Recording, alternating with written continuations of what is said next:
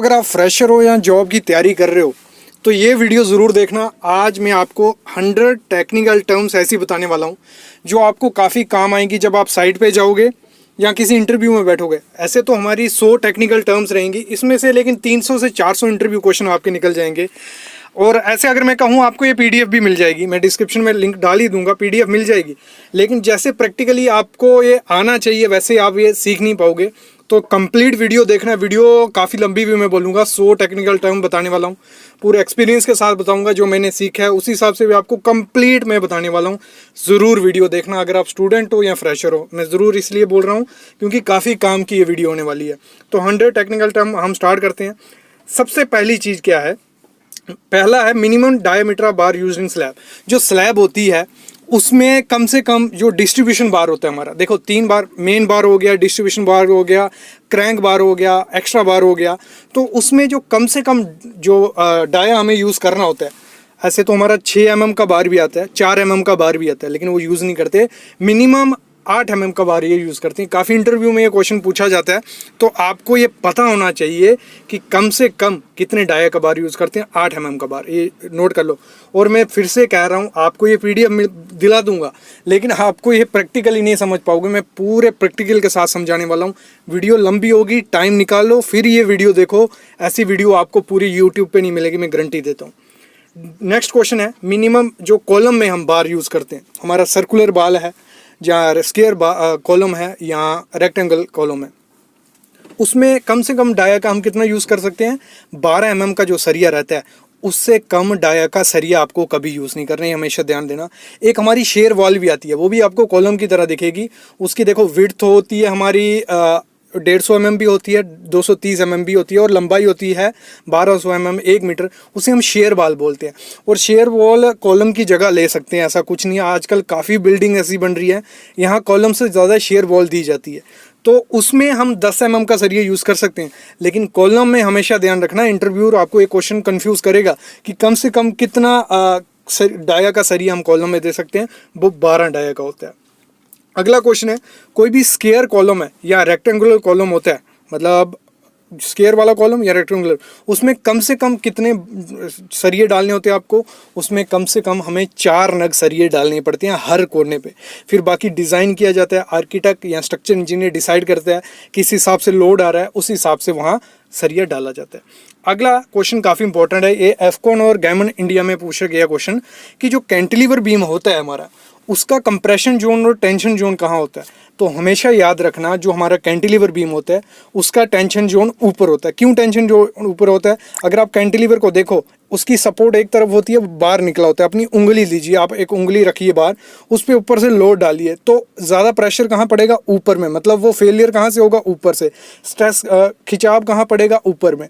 तो हमारा जो टेंशन जोन होता है वो हमारा कैंटिलीवर में ऊपर होता है, और कंप्रेशन जोन हमारा नीचे होता है।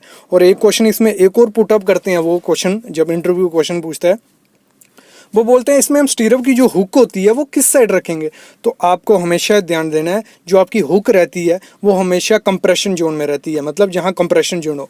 कैंटिलीवर है हमारा, टेंशन जोन ऊपर है, कंप्रेशन जोन नीचे है, तो आपको हुक, जो स्टीरअप की हुक होती है वो नीचे रखनी है। क्यों? क्योंकि देखो होता क्या है, जब कंप्रेशन मतलब बीम पे लोड पड़ेगा, जब कंप्रेस होगी चीज़ तो वो भागने की कोशिश करती है, तो हुक क्या होती है? उस चीज़ को पकड़ के रखती है। और जो हमारा जो सिंपली सपोर्टेड बीम होता है वो हमारा, उसका कंप्रेशन जोन ऊपर होता है और टेंशन जोन हमारा नीचे होता है, तो इसलिए हुक उसकी ऊपर रहती है और बाकी नीचे। ये चीज़ें ध्यान देने वाली है, काफ़ी इंपॉर्टेंट क्वेश्चन है, ये आपको सब नहीं बताएंगे। अगला 5वां जो क्वेश्चन है, जब हमारा 36 mm का बार यूज़ होता है, मतलब हमारा क्या क्या डाया होता है? 8, 10, 12, 16, 20, 18 भी आता है, 25, 32 और 36 डाया। जब 36 mm का सरिया यूज़ होता है, जो उसमें लैपिंग नहीं की जाती, क्योंकि देखो हमारा सरिया क्या होता है, 12 मीटर का स्टैंडर्ड लेंथ आती है, तो उसके बाद उसको लैप करने की ज़रूरत पड़ती है। भले वो बीम है या कॉलम है, उसको लैप करने की ज़रूरत पड़ती है, लेकिन उसमें हम क्या कर सकते हैं? लैप नहीं करते। जब 36 mm का बार आता है, उसमें या तो बेल्डिंग की जाती है, जहाँ कपलर यूज़ किया जाता है, कभी भी लैप उसमें यूज़ नहीं किया जाता है। ये ध्यान देना, इंटरव्यू में क्वेश्चन पूछा जाता है। अगला 6 नंबर का जो क्वेश्चन है, तभी मैं बोल रहा था वीडियो काफ़ी लंबी होने वाली है, लेकिन इससे अच्छी टेक्निकल वीडियो आपको कहीं नहीं मिलेगी, ये ज़रूर देखो आप। अगला क्वेश्चन है, जो छठा पार्ट है, वो है जो चेयर यूज़ करते हैं हम। चेयर किस लिए यूज़ करते हैं सिविल इंजीनियरिंग में? चेयर ये दूसरी बैठने वाली चेयर नहीं होती, ये होती है दो जो जालियाँ होती हैं, मतलब डबल मैश होती है। अगर स्लैब की है, फुटिंग की है, राफ्ट की है, उनको दूर दूर रखने के लिए कि बीच में कंक्रीट आ जाए, उसको स्पेसर बार को हम चेयर बोलते हैं। तो जो चेयर होती है वो हमें किस हिसाब से करनी होती है? अगर हमारी कोई 50 स्क्वायर मीटर की वो है, जाली है, राफ्ट है, तो उसमें हर 1 स्क्वायर मीटर पे हमारी एक चेयर आनी चाहिए। ये भी इंटरव्यूअर क्वेश्चन पूछता है। अगला 7वां क्वेश्चन है हमारा, जो डोवल रोड रहते हैं, मतलब डोवल्स क्या होते हैं? डोवल्स होते हैं हमारी, देखो कोई भी कंस्ट्रक्शन हम रोक रहे हैं वो बाद में एक्सटेंशन उसकी की जाएगी। या मतलब देखो 2 कमरे आपने बना दिए और अगले जो आगे किचन या बरांडा जो बनाना है आपने बाद में बनाना है, तो आपने देखा भी होगा ऊपर सरिये निकले होते हैं, मतलब कोई 300 mm लंबा, 1 फुट लंबा या 2 फुट लंबे सरिये अब बाहर निकले होते हैं, उन चीज़ को हम डोवल बोलते हैं। तो वो डोवल जो होता है मिनिमम आपको 12 mm का सरिया उसमें यूज़ करना है। 12 mm से कम सरिया आप उसमें यूज़ नहीं कर सकते। ये हमारा टेक्निकल ध्यान देना है आपको। अगला क्वेश्चन है 8 नंबर का क्वेश्चन, जो है जो चेयर हम यूज़ करते हैं, जैसे मैंने चेयर की बात की ऊपर, जो चेयर होती है उसका मिनिमम डाया हमें कितना रखना होता है? उसका मिनिमम डाया रहता है हमारा कितना? 12 mm का डाया रहता है। ये क्वेश्चन है, ठीक है, 12 mm का डाया हमारा उसमें रहता है। अगला क्वेश्चन है जो लॉन्गिट्यूडनल रिइंफोर्समेंट होती है, ये क्वेश्चन, उसमें हमारा जो कॉलम होता है, ठीक है, उसमें हमें कम से कम कितना सरिया रखना चाहिए? तो ये कहता है आपका 0.8% उसका ग्रॉस एरिया से, इससे कम उसमें नहीं होना चाहिए, और ज़्यादा 6% से किसी भी कॉलम में सरिया नहीं होना चाहिए। कम क्यों नहीं होना चाहिए? कम इसलिए कि लोड बेयर नहीं कर पाएगा उतना, कम 0.6 उसका ग्रॉस एरिया का रखना ही पड़ेगा। और 6% से ज़्यादा इसलिए रख सकते, फिर उसमें कंक्रीट ही नहीं आएगा, वो सिर्फ सरिया रह जाएगा। वो सिर्फ क्योंकि हमारा कंक्रीट जो कॉलम होता है वो हमारा क्या, कंप्रेशन मेंबर है, तो अगर कंक्रीट ही नहीं होगा तो वो कंप्रेशन में अच्छा बिहेव नहीं कर पाएगा। अगला क्वेश्चन है हमारा कौन सा क्वेश्चन है हमारा? 10th नंबर क्वेश्चन है ना। तो 10th क्वेश्चन जो है वो है कि आपका जो कॉलम होता है मिनिमम बार उसमें कितने होने चाहिए? जो हमारा स्क्वायर कॉलम और रेक्टेंगल कॉलम है, ऊपर भी मैंने बताया, उसमें कम से कम 4 बार होने चाहिए। और जो सर्कुलर कॉलम होता है उसमें कम से कम आपके 6 नग बार होने चाहिए। जब मैं स्टार्टिंग में किसी कंपनी में इंटरव्यू देने गया था, बिल्डर कंपनी थी, उसमें सबसे पहले मेरे को यही क्वेश्चन पूछा गया था। उस टाइम मतलब प्रैक्टिकली इतना नॉलेज नहीं होता है, क्योंकि आपने क्लासेस में कुछ और पढ़ा होता है और यहाँ फील्ड पे कुछ अलग चल रहा होता है, तो उसमें ये कन्फ्यूज़न होती है। तो इसीलिए मैं बोल रहा हूँ ये तैयार रखो चीज़ें। अगला क्वेश्चन जो आपका है 11 नंबर का क्वेश्चन है, उसमें है जो मेन बार है उसमें 8 mm से कम नहीं होना चाहिए। मतलब सर ये जैसे मैंने कहा HYSD होना चाहिए, हाइट यील्ड स्ट्रेंथ स्टील आपका होना चाहिए। और प्लेन बार अगर आप यूज़ कर रहे हो उस स्लैब में तो 10 mm से कम नहीं होना चाहिए। और इसमें लिखा भी है जो डिस्ट्रीब्यूशन आपका होता है वो 8 mm से कम नहीं होना चाहिए। और अगर हम ऐसे गिनने जाएं, उसको कैसे गिनेंगे? 1/8 ऑफ स्लैब थिकनेस, मतलब 1/8 इंटू, अगर 125 mm की स्लैब है, इंटू 125, उसको डिवाइड करके जो आएगा उससे डाया से कम हमें सरिया यूज़ नहीं करना होता है, ये हमेशा ध्यान रखना। अगला क्वेश्चन है आपका 12th नंबर का, मिनिमम थिकनेस ऑफ स्लैब। जो हमारी स्लैब होती है उसकी कम से कम मिनिमम थिकनेस हमें कितनी रखनी होती है? 125 mm से कभी भी, जब 5 इंच आप बोलो, इससे कम थिकनेस की स्लैब आपको कभी नहीं देनी है, हमेशा ध्यान रखना। अगला जो क्वेश्चन है 13वां नंबर, 13वां क्वेश्चन कहते हैं हमारा जो क्यूब होता है उसमें कितनी, देखो हमारा जो स्टैंडर्ड क्यूब साइड पे यूज़ होता है वो 150 mm का होता है।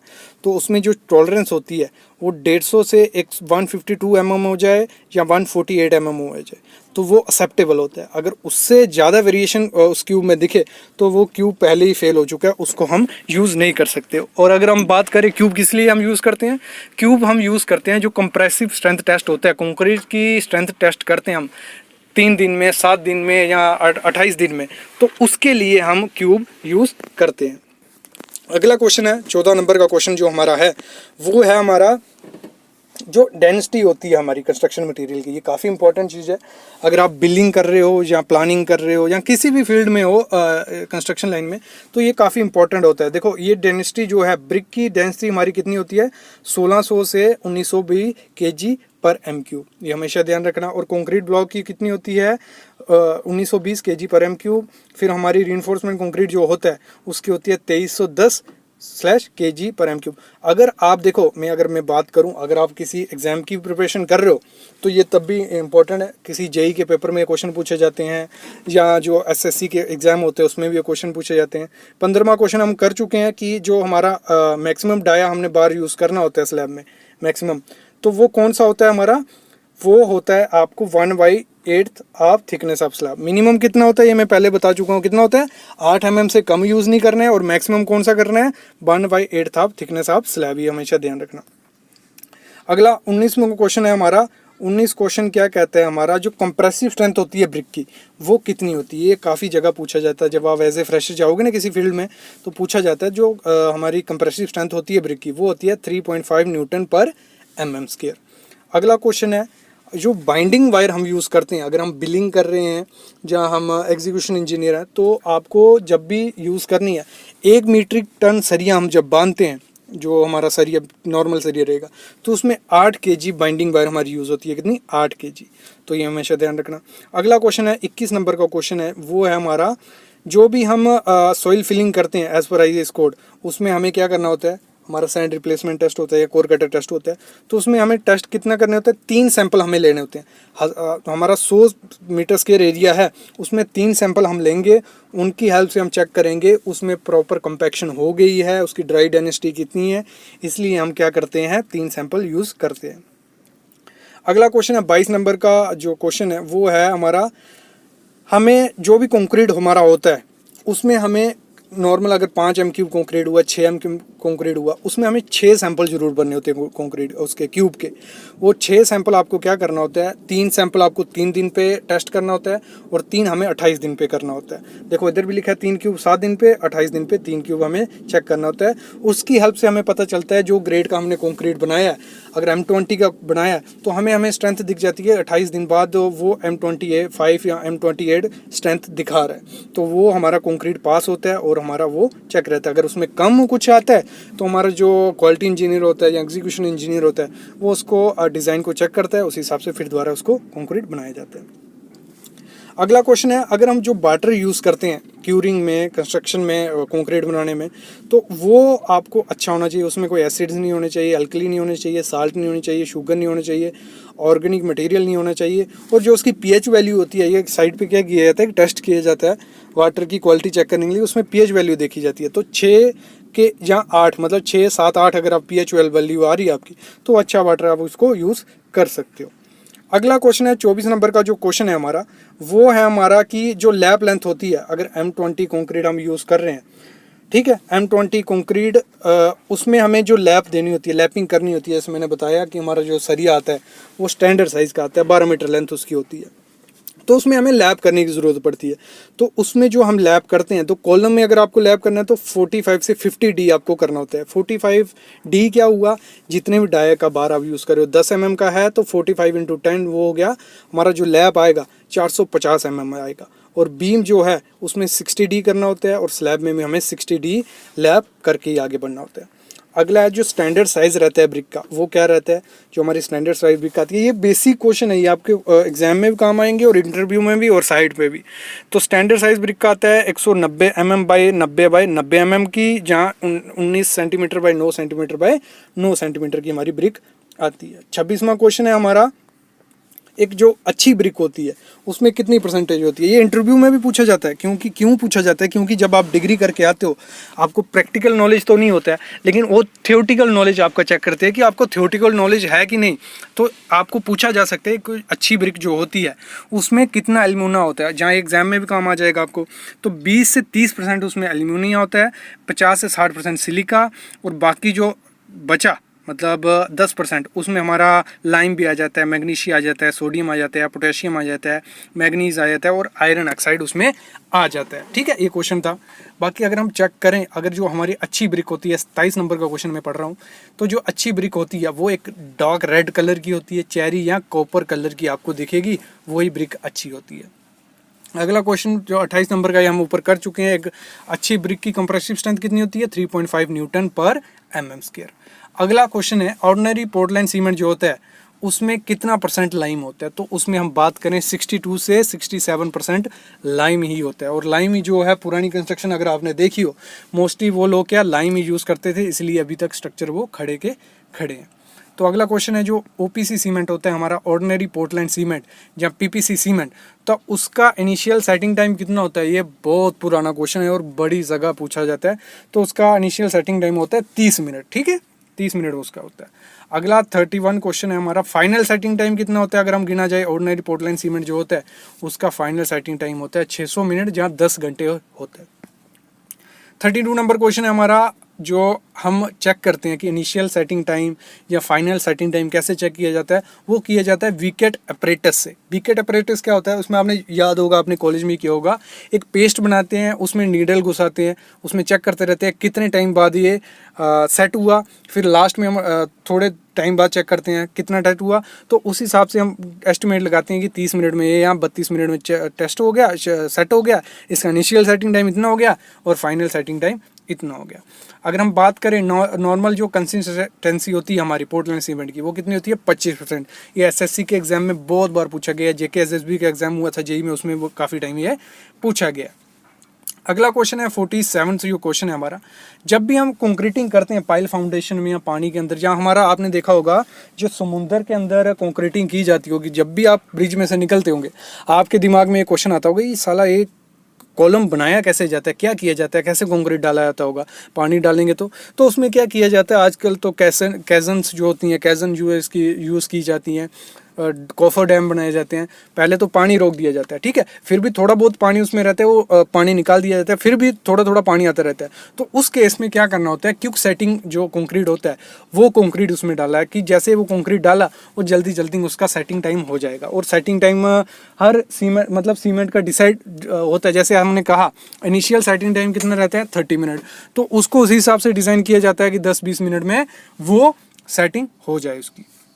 अगला क्वेश्चन है 48, फ्री फॉल जो कंक्रीट का किया जाता है, जब भी हम कंक्रीटिंग करते हैं, कास्टिंग करते हैं साइड पे, तो हमारा जो टीएम होता है ट्रांजिट मिक्सचर, उसमें से कंक्रीट डाला जाता है, तो उसका मैक्सिमम हाइट कितनी होती है?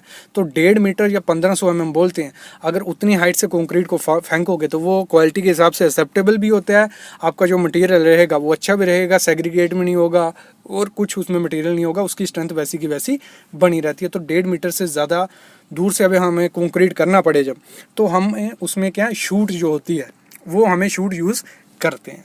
अगला क्वेश्चन है हमारा 49 जो आरसीसी मेंबर होते हैं उसकी अगर हम बात करें, उसमें हमें कितनी टाइम क्यूरिंग करनी होती है? तो अगर हम बात करें उसमें हमारी जो सुपर सल्फेट सीमेंट रहता है, तो उसमें हमें कितने एसएससी सीमेंट होगा, आपने सुना होगा, जहाँ सल्फेट वगैरह रहता है पानी मिट्टी वगैरह में, तो वहाँ हम क्या करते हैं? सुपर सल्फेट सीमेंट यूज़ करते हैं। उसकी 7 दिन आपको क्यूरिंग करनी होती है।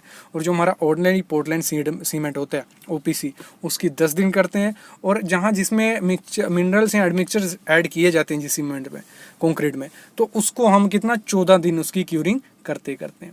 अगला क्वेश्चन 50 नंबर क्वेश्चन काफ़ी इंपॉर्टेंट है, जो डी शटरिंग टाइम रहता है हमारा, ये प्रैक्टिकली पूछा जाता है। जब आप 1-2 साल बिल्डिंग में लगा के जाओगे और आपको चेक किया जाएगा कि आप ध्यान देते थे या नहीं, तो एग्जीक्यूशन में पूछा जाता है जो हमारा आरसीसी मेंबर होते हैं, अगर हम कॉलम, वर्टिकल बॉल या फॉर्म बॉग यूज़ करें, तो इसमें अगर हमें डी शटरिंग करनी हो तो कितने घंटे बाद हम उसका कॉलम का फर्मा या वर्टिकल कोई पर्दी की शटरिंग खोल सकते हैं? 16 से 24 घंटे के बाद हम उसको आराम से खोल सकते हैं। और अगर स्लैब हो, देखो स्लैब हमें जो फॉर्म वर्क होती है हमारी, उसको 3 दिन बाद आप निकाल लो, कोई दिक्कत नहीं। और लेकिन जो उसमें प्रॉप्स होंगी, मतलब जो बल्ली टेका यूज़ किया होगा, वो आपको लगा देनी होती है। और अगर बीम जो होता है 7 दिन बाद आप उसका बॉटम निकाल सकते हो, लेकिन उसमें आपको बल्ली या वर्टिकल प्रॉप्स उसमें लगा देनी होती है। अगर हम बात करें बीम का स्पैन अगर 4 मीटर है, 4.5 मीटर, तो उसको आप 7 दिन बाद हटा लो। अगर बीम का स्पैन 4.5 से है तो उसको 14 दिन बाद हटाना पड़ेगा। अगर आपकी आर्च है कोई 6 मीटर बड़ी, उसकी 14 दिन बाद शटरिंग हटेगी। और अगर आर्च 6 मीटर से ज़्यादा है उसकी 21 दिन रखनी पड़ेगी। और जो हमारा कैंटिलीवर होता है उसको 14 दिन आपको रखने हैं। स्टेयर जो आपकी है उसको भी 14 दिन आपकी शटरिंग उसकी रखनी है आपको। तो अगले क्वेश्चन की मैं बात करूँ, काफ़ी इंपॉर्टेंट है 51 क्वेश्चन। जो हमारा फ्रेश कंक्रीट आता है साइट पे, उसको हमें टेस्ट करना पड़ता है कि वो सही है कि नहीं है। तो कौन से टेस्ट साइट पे किए जाते हैं? एक तो स्लम्प टेस्ट काफ़ी ज़्यादा इंपॉर्टेंट, मोस्ट इंपॉर्टेंट, इसको आपको होना ही चाहिए नॉलेज। इस पर मैं प्रैक्टिकली वीडियो बनाई हुई है, आप देखना, ज़रूर देखना। 3-4 वीडियो में पूरा प्रैक्टिकली साइट पर बताया। इस साइट पर जब जाओगे तो ये सबसे पहले यही करना पड़ता है वहाँ जाके। तो slump test, temperature test. Slump test क्यों करते हैं? वर्केबिलिटी चेक करने के लिए। और टेम्परेचर टेस्ट इसलिए करते हैं कि हमारा जो कंक्रीट है उसका कहीं हाइड्रेशन प्रोसेस स्टार्ट तो नहीं हो गया। हाइड्रेशन प्रोसेस स्टार्ट हो जाएगा जब, तो वो कंक्रीट गर्म हो जाएगा, तो उसका टेम्परेचर आपको 40 डिग्री या 45 डिग्री दिखने लगेगा। तो जो अच्छा कंक्रीट होता है उसकी 32 से 35 डिग्री टेम्परेचर अगर आपको मिल रहा है तो वो एक अच्छा कंक्रीट कहेगा। फिर अगला टेस्ट होता है कंपैक्शन फैक्टर, फिर होता है बीबी टेस्ट। ये 3 टेस्ट मोस्टली साइड पे किए जाते हैं। 52 नंबर जो क्वेश्चन है, जो हार्ड एंड कंक्रीट होता है, जब एक बार हार्ड हो गया उसकी स्ट्रेंथ हमें चेक करनी है, तो उसको हम कैसे चेक करते हैं? तो हमारा एक स्कीमिड हैमर होता है जिसको हम रिबाउंड हैमर भी बोलते हैं, उसकी हेल्प से हम चेक कर सकते हैं कि वो अगर हम 30 ग्रेड का कंक्रीट यूज़ किया है, क्या उसमें हम 30 ग्रेड की इतनी स्ट्रेंथ है कि नहीं, वो भी चेक कर सकते हैं। और इस पर प्रैक्टिकली वीडियो हमारे चैनल पे है, वो भी आपको ज़रूर देखनी है। अगला है अल्ट्रासोनिक पल्स वेलोसिटी टेस्ट। अगर रिबाउंड हैमर फेल हो जाए उसके बाद हम अल्ट्रासोनिक पल्स वेलोसिटी टेस्ट में चले जाते हैं, उसकी हेल्प से चेक करते हैं कि उसमें स्ट्रेंथ है कि नहीं। अगला क्वेश्चन है, जो क्ले ब्रिक होती है, रेड बॉन्ड ब्रिक बोलते हैं जैसे, अगर उसमें सिलिका एक्सेस हो जाए तो वो क्या होता है? अगर उसमें सिलिका ज़्यादा हो तो जो हमारी ब्रिक होती है वो बिल्कुल ब्रिटल हो जाती है। अगर आपको उसको थोड़ा से ऊपर से फेंकोगे तो वो एकदम से टूट जाएगी या बिल्कुल बीक हमारी हो जाती है। तो सिलिका कभी भी सैंड में या मिट्टी में नहीं होनी चाहिए ज़्यादा। अगला क्वेश्चन है, जो प्रोसेस होता है किसी ब्रिक को बनाने का, वो क्या प्रोसेस रहता है? उसमें क्या किया जाता है? पहले ब्रिक को मोल्ड किया जाता है, बनाया जाता है, उसके बाद उसको ड्राई किया जाता है, उसके बाद उसको बर्न कर दिया जाता है। तो जो हमारा 55 क्वेश्चन है वो है कि जो हमारा मोल्डिंग होती है ब्रिक की, वो हैंड मोल्डिंग भी होती है और मशीन की हेल्प से भी किया जाता है। आपने देखा होगा क्ले ब्रिक जो आजकल आती हैं, वो फ्लाई ऐश ब्रिक, वो मशीन से ही बनती हैं। बाकी आजकल जो क्ले ब्रिक भी हैं, लाल ब्रिक, वो भी मशीन से बनने आ गई है। पहले आपने देखा होगा काफ़ी जगह जो भट्ठे होते थे वो मैन्युअली लेबर से मोल्ड में बनाते थे, सुखाते थे, फिर उसको जलाते थे, वैसे किया जाता था। और आप बताओ कि जो बर्निंग की जाती है ब्रिक की, मतलब उसको लाल किया जाता है, क्ले होती है उसको लाल किया जाता है, कैसे किया जाता है? जहाँ तो क्लैम में किया जाता है, पूरा बनाया जाता है, जहाँ तो केलिन, जो इलेक्ट्रिक केलिन आती है उसमें किया जाता है।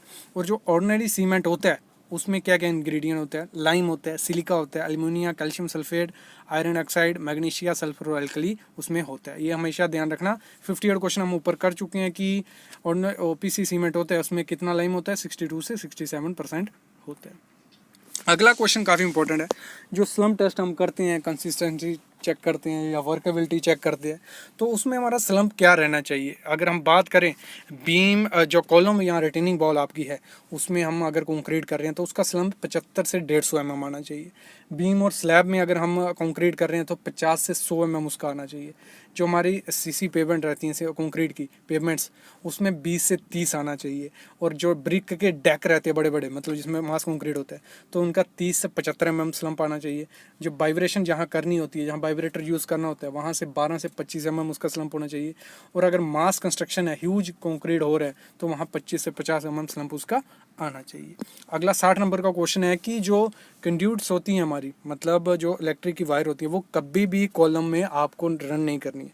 काफ़ी जगह गलती क्या की जाती है, जो कॉलम होते हैं उन्हीं के बीच बिजली की तारों की पाइप भी डाल दी जाती है, वो काफ़ी बड़ी मिस्टेक होती है, ऐसा कभी आपको नहीं करना है। 61 क्वेश्चन है, हमारी जो भी बेसमेंट की एक्सक्वेशन है या 3 मीटर से ज़्यादा एक्सक्वेशन जब हो जाती है तो उसमें मिट्टी गिरने का डर रहता है। तो उसमें आपको क्या करना होता है? स्टेप्ड फॉर्म की, मतलब एक स्टेप किया फिर दूसरा स्टेप बनाया, इस तरह से वो मिट्टी जो होती है एकदम से कोलैप्स नहीं होती है। जब हम बैक फिलिंग करते हैं, 62 क्वेश्चन है, बैक फिलिंग जब करते हैं तो हमारा कितना % ड्राई डेंसिटी टेस्ट जो हम कोर कटर टेस्ट कर रहे हैं या सैंड रिप्लेसमेंट टेस्ट कर रहे हैं, तो उसमें हमारा 95% उसमें ड्राई डेंसिटी आना चाहिए। और जो आपको लेयर डालनी है, मतलब जब फिलिंग करनी है, तो 200 से 300 mm हमारी फिलिंग होगी, उससे ज़्यादा फिलिंग हम उसमें नहीं कर सकते। 63 नंबर का है, जो भी हम रबल सोलिंग करते हैं उसमें जो स्टोन डाला जाता है, उस स्टोन को इस हिसाब से डालना है कि वो 45 डिग्री या 60 डिग्री रहे। जब उसमें सैंड फिलिंग करें वो प्रॉपर से सैंड उसमें आ जाए, और जब कंपैक्शन की जाए एकदम से प्रॉपर से कंपैक्शन उसमें हो। अगला 64 नंबर का क्वेश्चन है। ऐसे तो मैं आगे बताने ही वाला हूँ कि कितने कंक्रीट पे कितने आपको क्यूब भरने होते हैं, लेकिन आप ध्यान रखना अगर छोटा मोटा हैवी कंक्रीट चल रहा है आपका, तो हर 30 एम क्यूब पे आपको 6 सेट क्यूब भरने ही भरने हैं, ठीक है। अगला क्वेश्चन है वाटर सीमेंट जो रेशो रहती है डिफरेंट ग्रेड्स के लिए। अगर हम बात करें जो M20 ग्रेड होगा उसमें 0.45 रेशो रखनी होती है, और अबव उससे हो तो उसमें फिर 4 पॉइंट मतलब M20 हो गया, M30 हो गया, 35 हो गया, 0.45 उसमें रेशो रखनी है। लेकिन जो M10 है, M15 है, उसमें 0.5 मतलब ये वाटर रेशो की जाती है सीमेंट के हिसाब से, जितने बैग होंगे उसको हम 0.5 से मल्टीप्लाई करके निकाल सकते हैं। 66 नंबर को है कि जो कंक्रीट ग्रेड होता है M20 उसमें आपको एडमिक्सचर डालना होता है डिज़ाइन के हिसाब से, ये हमेशा ध्यान रखना है। इस पर वीडियो पहले आ चुकी है एक मेरी। 67 नंबर क्वेश्चन है, जो आप सीमेंट रखते हो उसको स्टैक करना पड़ता है कि उसमें मॉइस्चर नहीं जाए, अगर मॉइस्चर लग गया तो वो सीमेंट ख़राब हो जाता है। तो उसको आपको किस हिसाब से रखना है, आपको एक प्लेटफॉर्म बनाना है, 200 से 300 mm ऊपर प्लेटफॉर्म होना चाहिए, और उसके ऊपर 10 बैग के लेयर से ज़्यादा उसमें आपको नहीं डालने। 68 नंबर क्वेश्चन है हमारा, जो क्यूब होता है अगर 1 से 5 एम क्यूब कॉन्क्रीट हमारा हो रहा है, उसमें हमने एक नग मतलब एक नग क्या 6 क्यूब भरने होते हैं। हमारा अगर 6 से 15 एम क्यूब है तो उसमें दो नग मतलब 12 क्यूब हमें भरने होते हैं। अगर हमारा 16 से 30 एम क्यूब है तो हमें 3 नग 3 इंटू 6 18 नग हमें भरने होते हैं। वैसे 30 से 50 एम क्यूब है 4 नग, और 50 से हर 50 पे मतलब 50 के बाद हमारा 4 हो गए 50 तक, फिर 100 जब होगा तो आपको 6 और, 150 होगा 6 और, ऐसे ऐसे करके आपको हर 50 एम क्यूब के भरते जाना है। अगला 69 क्वेश्चन है, जो हाइट होती है विंडो की वो आपको 2 मीटर आप रख सकते हो, और 3 मीटर लंबी ऐसी रख सकते हो, एक थंब रूल है। और जो लिंटल हम प्रोवाइड करते हैं उसकी आपको मिनिमम थिकनेस कितनी 150 mm थिकनेस देनी ही देनी होती है। और जो एक बैग सीमेंट होता है वो कितना होता है 1.25 क्यूबिक फीट होता है, यहाँ 0.0347 क्यूबिक मीटर होता है। ये हमेशा ध्यान रखना। ये आप निकाल भी सकते हो, volume into weight equal to volume into density, ये इंपॉर्टेंट है। डेंसिटी मैंने ऊपर भी बताई, आपको हमारे वेबसाइट पे मिल जाएगी, चैनल पे मिल जाएगी। डेंसिटी काफ़ी इंपॉर्टेंट होती है। 1 एम क्यूब बैग है उसमें 1 एम क्यूब कॉन्क्रीट है, मतलब हमने पेस्ट बनाई सीमेंट की। 1 एम क्यूब में कितने सीमेंट बैग होते हैं 28.8 बैग उसमें आते हैं, ठीक है। ये याद रखना है, पूछा जाता है, कॉम्प्लिकेटेड है। 1 एम क्यूब सीमेंट है, कंक्रीट नहीं है। कंक्रीट में 6 से 7 या 8 बैग आते हैं, ये ध्यान रखना है, कन्फ्यूज़न वाली चीज़ है। जो सिविल साइड इंजीनियर होता है उसकी साइड पे क्या रिस्पॉन्सिबिलिटी होती है, ये काफ़ी इंपॉर्टेंट क्वेश्चन है। तो सबसे पहली रिस्पॉन्सिबिलिटी रहती है वो रहती है ड्राइंग रीडिंग की, मतलब ड्राइंग रीडिंग एक साइट इंजीनियर को आना चाहिए। दूसरा जो बार वेंडिंग शेड्यूल होता है हमारा BBS जिसे हम बोलते हैं, वो उसको आना चाहिए। लेबर को कैसे काम दिखाना है, कितना लेबर किस जगह पे चाहिए, कैसे लगाना है, कैसे काम होगा, वो अलॉट लेबर करनी होती है। सुपरवाइजर को सुपरविजन करनी होती है, जो भी कंस्ट्रक्शन का वर्क चल रहा है आपके एरिया में उसकी सुपरविजन आपको करनी रहनी होती है। फिर आपको मटेरियल का पूरा शेड्यूल बनाना पड़ता है, कितना यूज़ आज होगा, मटेरियल पड़ा है कि नहीं पड़ा है वो आपको देखना पड़ेगा। लाइन लेवल जो रहता है, मतलब किस लेवल तक कॉलम जाएगा, किस लेवल पर प्लिंथ भी पाएगा, ये आपको सुपरवाइज़र को समझाना पड़ेगा। दो भी वर्क चार्ट रहते हैं, आज क्या क्या काम होगा, कल क्या काम होगा, और दोपहर को क्या काम होगा, वो सब आपको रहना पड़ेगा उसके में। बाकी जब स्टील वर्क हो रहा होगा, स्लैब का, बीम का, कॉलम का, वो सब चीज़ें आपको चेक करना पड़ेगा। क्यूरिंग का सुपरविज़न आपको करना पड़ेगा। कास्टिंग कब हुई, क्या था, वो सब चीज़ें आपको। और भी जो एग्जीक्यूशन का काम रहता है वो सिविल साइट इंजीनियर का मोस्टली रहता है। अगली मैं बात करूँ BOQ क्या होता है, काफ़ी इंपॉर्टेंट क्वेश्चन है, ये पूछा भी जाता है BOQ क्या होता है। तो BOQ होता है हमारा बिल ऑफ क्वांटिटी, मतलब कोई भी प्रोजेक्ट होता है उसका BOQ होता है, उसमें हमें क्वांटिटी भी होती है, रेट्स भी होते हैं, सब चीज़ें में उसमें मेंशन होती है। कोई भी टेंडरिंग वर्क होगा सबसे पहले BOQ आपको आएगा, तो BOQ की हेल्प से टेंडरिंग हमारी होती है, तो वो BOQ हमारा हो गया। तो सिविल इंजीनियरिंग में जो साथ में मतलब आपको सॉफ्टवेयर बताने वाला हूँ जो आपको काफ़ी इंपॉर्टेंट है और आपको पता भी होने चाहिए ये सॉफ्टवेयर, और जिनको सीख के ग्रो करना है कि कौन से सॉफ्टवेयर हम सीखें, तो ये सॉफ्टवेयर जो मैं आपको बताने वाला हूँ 10-15 सॉफ्टवेयर रहेंगे, ये आपको आते होंगे तो ये काफ़ी डिमांड रहेंगी आपकी साइड पे। जो ऑटोकैड तो मेन इंपॉर्टेंट है, ऑटोकैड आपको आना ही आना चाहिए हर काम में, रोड में, टनल में, कहीं भी काम होगा ऑटोकैड इंपॉर्टेंट है। फिर हमारा है SAP 2000, ये भी काफ़ी ज़्यादा डिज़ाइनिंग का सॉफ्टवेयर है, ये भी इंपॉर्टेंट है। स्टैड प्रो हो गया, ईटैब्स हो गया, प्राइमबीरा हो गया, रिविड हो गया, आर्गिस, जो आर्चगिस है, GIS है, ये हमारा सर्वेइंग में यूज़ होता है हमारा। और 3DX हमारा जो भी मॉडलिंग रहता है 3D है, मतलब 3D किया जाएगा उससे। MX रोड जो रोड के डिज़ाइन और एनालिसिस के लिए यूज़ किया जाता है। फिर गूगल स्केचअप है हमारा। फिर अगला स्टॉर्म कैड है, जो सीवर्स होते हैं उनका डिज़ाइन किया जाता है। फिर वाटर कैड है जिसमें वाटर क्वालिटी उसका डिज़ाइन वो सब किया जाता है। फिर हमारा नेक्स्ट जो है माइक्रोसॉफ्ट प्रोजेक्ट, MS प्रोजेक्ट। फिर है हमारा easy pro builder, stack take off, ये सब सॉफ्टवेयर आपको आते होंगे तो आपकी कंपनी में डिमांड भी बनी रहेगी और ये काफ़ी ज़्यादा इंपॉर्टेंट भी है। अगला जो क्वेश्चन है वो जो मैं बताने वाला हूँ, जो आप जब साइट पे जाओगे प्रैक्टिकली कुछ चीज़ें होती हैं जो आपको पता होनी चाहिए, जो फ्रेशर होंगे या स्टूडेंट होंगे उनके लिए काफ़ी इंपॉर्टेंट है। PCC क्या होती है? प्रोफाइल करेक्टिव कोर्स, जहाँ प्लेन सीमेंट कंक्रीट भी इसे बोलते ही हैं। तो एक लेयर डाली जाती है जिसके ऊपर हमारा सरिया वरिया बांधा जाएगा, उसके ऊपर कंक्रीट किया जाएगा। क्यूरिंग क्या होती है? क्यूरिंग होती है जो भी हमारा कंक्रीट किया गया होता है उसकी हमें क्यूरिंग करनी होती है। ऊपर हमने बात भी की कितने दिन आपको, 7 दिन, 10 दिन या 14 दिन क्यूरिंग करनी है, वो होता है। पॉन्डिंग होती है, क्यूरिंग का ही पार्ट है। पॉन्डिंग बनाई जाती है जहाँ हम पानी छाड़ते हैं, वैसे स्लैब में पॉन्ड बना दी जाती है, रेती की हेल्प से उसमें पानी भर दिया जाता है।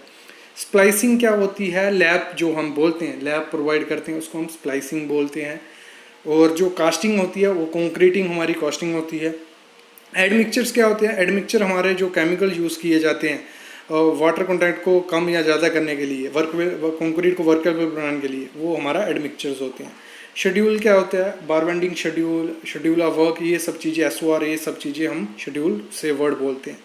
अगला जो ड्रेसिंग होती है वो क्या होती है? ड्रेसिंग होती है किसी भी जो प्लिंथ की जगह है, जहाँ प्लिंथ आना है या कॉलम आना है या फुटिंग आनी है, उस चीज़ की कटिंग करके उसको प्लेन करके PCC के लिए रेडिंग करे, उसे हम ड्रेसिंग बोलते हैं।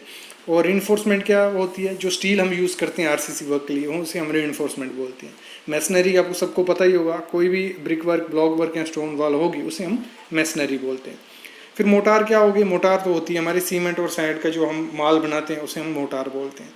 सीलेंट क्या हो गया हमारा? सीलेंट होता है एक फ्लेक्सिबल रबरी मटेरियल होता है, टाइल के बीच में या एक्सपेंशन जॉइंट में, कंट्रैक्शन जॉइंट में हम एक लिक्विड जैसा डालते हैं, वो बाद में सेट होता है, उसे हम सीलेंट बोलते हैं। ड्राई वॉल क्या हो गया? ड्राई वॉल हमारा जिप्सम बोर्ड जो होता है उसी को हम ड्राई वॉल भी बोलते हैं। जो जिप्सम फिलिंग फॉल सीलिंग आपने सुना ही होगा, उसमें हम यूज़ करते हैं, उसे ड्राई वॉल बोलते हैं। अगर हम पढ़ें इसको, एक जिप्सम प्लास्टर के एक कार्डबोर्ड को दोनों तरफ जिप्सम प्लास्टर कर दिया जाता है, उसे हम ड्राई वॉल बोलते हैं। ये पार्टीशन के लिए यूज़ की जाती है। स्कर्टिंग क्या होती है? हमारी टाइल वर्क होती है और दीवार पे आपने देखा होगा 75 mm या 4 इंच या 100 mm का एक पट्टा मारा होता है चारों तरफ रूम में, उसे हम स्कर्टिंग बोलते हैं। मोनो कंक्रीट क्या होता है? मतलब एक प्रीकास्ट पैनल्स होते हैं पहले ही बने हुए, उनमें बोल्ट की जगह रखी होती है और उनको बोल्ट की हेल्प से फिक्स कर दिया जाता है। किसी भी सरिये का अगर वेट हमें कैलकुलेट करना होता है, उसका फार्मूला होता है D² डिवाइड बाई 162। D हमारा डाया होगा बार का, और जितनी लेंथ होगी उससे मल्टीप्लाई करके हमें डिवाइड कर देना होता है। और एक M³ में कितनी ब्रिक मैसनरी होती है? 550 ब्रिक्स उसमें आती हैं। और एक सीमेंट की वैलिडिटी कितनी होती है, वो कितनी देर तक रहता है? जिस दिन से मैन्युफैक्चर हुआ होता है 3 महीने में। और ये जो 100 क्वेश्चन मैंने आज आपको बताए, 100 टर्म्स जो बताई, इन सब पे ब्रीफली एक्सप्लेंड वीडियो हमारे चैनल पे, वो आप ज़रूर देखना। सेग्रीगेशन क्या होता है? सेग्रीगेशन होता है जब सीमेंट, सैंड, एग्रीगेट वो अलग अलग हो जाता है। जैसे मैंने एग्जांपल दी थी, 1.5 मीटर दूर से अगर कंक्रीट हम फेंकते हैं तो वो अलग अलग हो जाता है, वही सेग्रीगेशन होती है। और अगर हम बात करें वाटर रेशो अगर ज़्यादा है तब भी सेग्रीगेशन होती है। जो स्टीरअप होती है, रिंग होती है, उनकी कैलकुलेशन हम कैसे करते हैं? वो करते हैं जितना भी हमारा स्पान है, मतलब जितना लंबा बीम है या कॉलम है, उसको डिवाइड करेंगे। 4 मीटर डिवाइड बाई 100 की स्पेसिंग है, तो 4000 mm में कन्वर्ट कर लो। 4000 डिवाइड बाई 100 प्लस 1, तो हमारे उसमें नंबर ऑफ स्टीरअप निकल आएंगे। जो भी स्टेयर केस होती है उसको अगर सही से स्लोप देनी है, सही से कोई चढ़ जाए उतर जाए, तो वो 25 से 40 डिग्री दोगे तो वो सही रहता है। अगर हम जो 115 mm की ब्रिक वर्क कर रहे हैं तो उसमें हमें पर स्क्वायर मीटर कितने नग चाहिए होते हैं? 56 नग पर स्क्वायर मीटर पे हमें चाहिए होते हैं। तो अगर जो बार बेंडिंग होता है, मतलब जहाँ हमारा बेंडिंग जोन है, वहाँ पे हमें स्टैगर्ड सरिया रखना होता है, मतलब 50% लैब वहाँ आने चाहिए, उससे ज़्यादा लैब वहाँ पे हमारे नहीं होने चाहिए। और लैब हमेशा हमारे स्टैगर्ड होने चाहिए, एक सरिया लंबा एक छोटा होना चाहिए। जो हुक होती है उसकी मिनिमम लेंथ आपको कितनी रखनी होती है? 10D या 9D। 10D हो गया मतलब 8 mm का सरिया होगा, 80 mm 10 का होगा, 100 mm हुक हमारी रहती है। और उसका डिग्री कितनी रहनी चाहिए? 135 डिग्री उसकी रहनी चाहिए। ये थे हमारे आज 100 टर्म्स आई होप आपको मज़ा आया होगा। डिस्क्रिप्शन में मैं लिंक डाल चुका हूँ PDF का, जाके वहाँ भी पढ़ सकते हो। ऐसी वीडियोस आपको हमारे चैनल पे मिलती रहेंगी, बस चैनल को सब्सक्राइब करके रखो और बेल आइकन दबा के रखो। Thank you guys.